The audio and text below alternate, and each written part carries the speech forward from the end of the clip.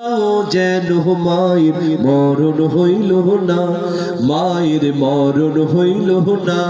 মায়ের ধরিয়া জঠরে কত কষ্ট করে, ধরিয়া জঠরে মায়ের ধরিয়া জঠরে কত কষ্ট করে, 10 মাস 10 দিন পরে পেল বেদনা। এমন দরদি ভবে কেউ হবে না আমার মা, মা গো। আল্লাহ তাআলা সেই জনম দুঃখিনী মা যার কোলে চলে গেল, আল্লাহ তাআলা এই শাবান মাসের ওসিলায় মায়ের কবরখানাকে তুমি জান্নাতের টুকরা বানায়া দাও। আল্লাহ তাআলা অনেকেই হাত তুলেছেন, বাড়িতে গিয়া দেখবে আব্বা যেই যাই নামাজে নামাজ আদায় করতেন সেই যাই নামাজ আগের মতোই পড়ে আছে। আব্বা যেই লাঠি ব্যবহার করতেন সেই লাঠিটা আগের মতোই পড়ে আছে, কিন্তু বাড়িতে গিয়া আব্বা বলে ডাকার মতো কেউ নাই। রব্বুল আলামিন যাদের আব্বা জান কবরে চলে গেল, আব্বা জানের কবরখানাকেও তুমি জান্নাতের টুকরা বানায়া দাও।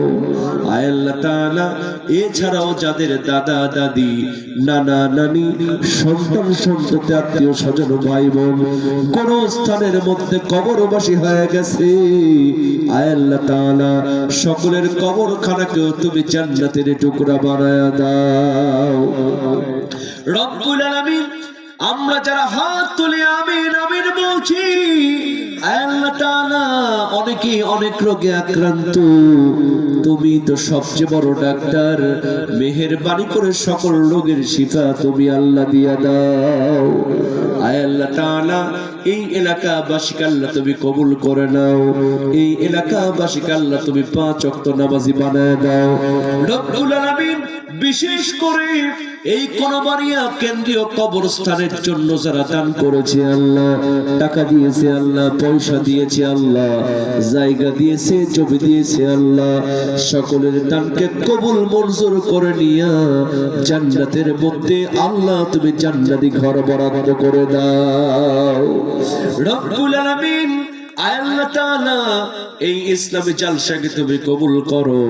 এই জালসার সভাপতি সহ সভাপতি প্রধান অতিথি বিশেষ অতিথি প্রধান পৃষ্ঠপোষক সহ যাদের পোস্টারের নাম আছে যাদের নাম নাই সকলকে আল্লাহ তুমি কবুল আর মঞ্জুর করে নাও।